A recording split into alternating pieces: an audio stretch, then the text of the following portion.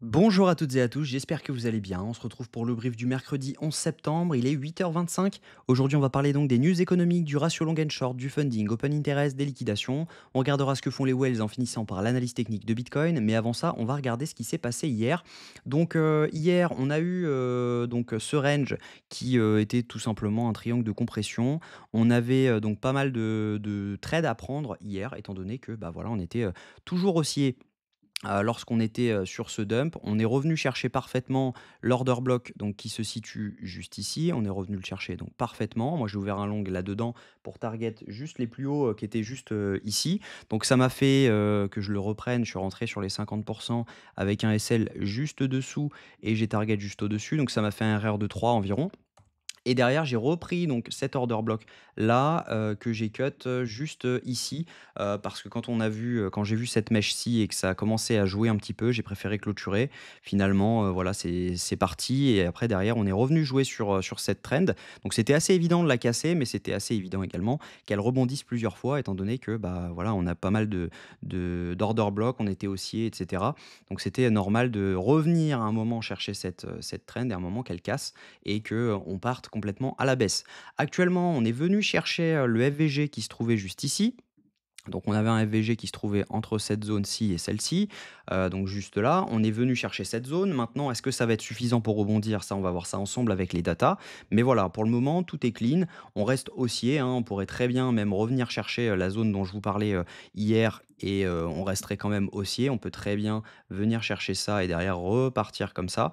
On peut très bien continuer à faire ça. Ça n'empêchera pas d'être haussier, vous le voyez. On continue à faire des plus bas de plus en plus haut avec des plus hauts de plus en plus haut. Donc voilà, ça n'empêchera pas d'être haussier, de faire ce plus bas. En revanche, on sera baissier à très court terme, mais à court terme, on restera, haussier. Pour le moment, en daily, on est toujours baissier étant donné qu'on est venu chercher, l'order block que nous avions donc juste ici, on le voit, hein, il est ici. On est venu chercher l'order block daily, on a été rejeté. Donc potentiellement en daily, ça peut être un top, donc attention quand même. Mais voilà, si on regarde en 1 heure, on est, clairement haussier, on a validé un plus haut par rapport à ici, on reste pour le moment dans, ce scénario-là, tant que ce plus bas tient, sur la zone des 54 819.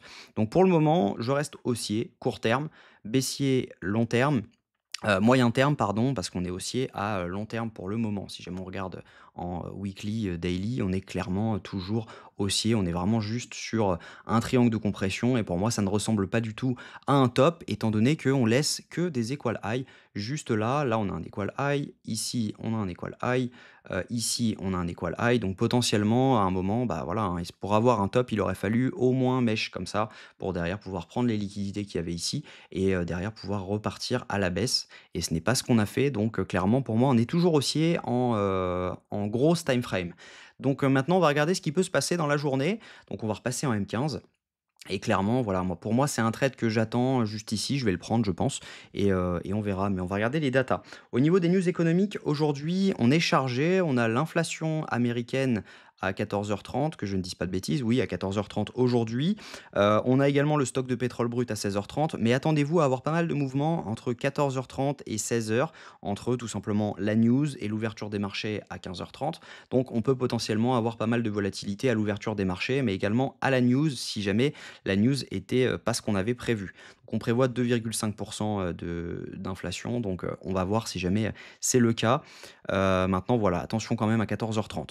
Au niveau du ratio long and short, on a une augmentation du nombre de shorts sur les dernières 24 heures. Pour rappel, on était à 75% de long hier. Actuellement, on est à 65% de long. Donc c'est toujours beaucoup. Mais finalement, voilà, il y a pas mal de gens qui ont short ce mouvement sur Binance uniquement. Parce que si jamais on regarde les fundings juste là, on voit que bah, il se passe pas grand-chose, hein. J'ai dû zoomer carrément sur l'open interest pour voir ce qui se passait.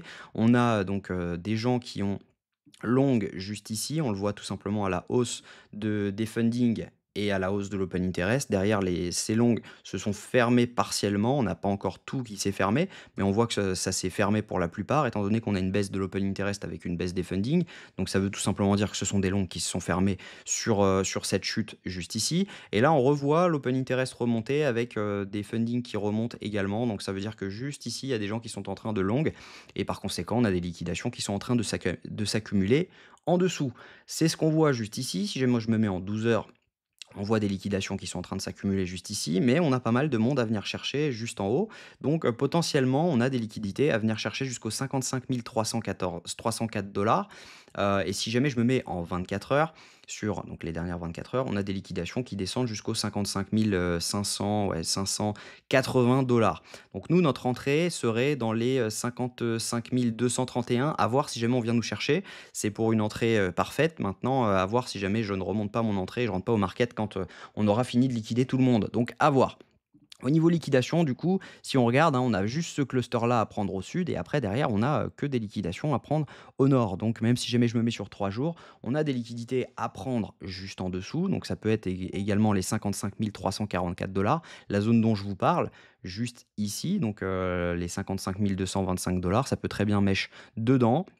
Donc sur 3 jours, voilà, on a quand même beaucoup de liquidités à prendre au sud. Il y a beaucoup de personnes qui ont réussi à long, donc on n'est pas à l'abri d'avoir une dernière mèche de liquidité. Mais le trade dont je vous parle est largement prenable étant donné le risk-reward potentiel sur ce trade. Si on regarde ce que font les whales, on a donc, il se passe rien du tout au niveau, des grosses whales. Les micro whales sont actuellement dans l'hésitation la plus totale. Elles ont acheté ce mouvement, c'est elles qui ont produit ce pump. Maintenant, elles sont dans l'hésitation la plus totale. Mais on voit qu'on n'a pas non plus des grosses ventes. Si jamais on regarde, hein, on n'a pas vraiment de corrélation entre ce qui se passe ici et ce qui se passe ici. On n'a pas non plus, des achats, des ventes, des achats, des ventes, des achats, des ventes. C'est plutôt, le fait que, bah, on ait des retails qui vendent. Après, on a des accumulations de liquidation et du coup qui entraînent le prix rapidement, et cetera. Donc c'est pas vraiment des achats de spot qui font qu'on a des mouvements, comme ça. C'est plus, les futurs qui font qu'on a, beaucoup de volatilité. Donc attendez-vous à avoir pas mal de mouvements quand même à 14h30.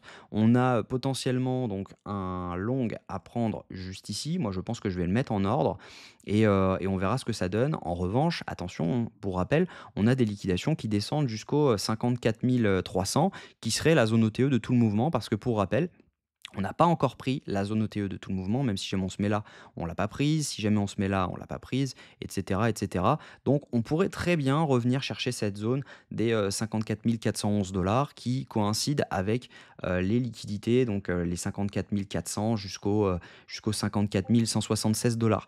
Donc, potentiellement, voilà, on peut très bien revenir dans cette zone. Donc, attention quand même.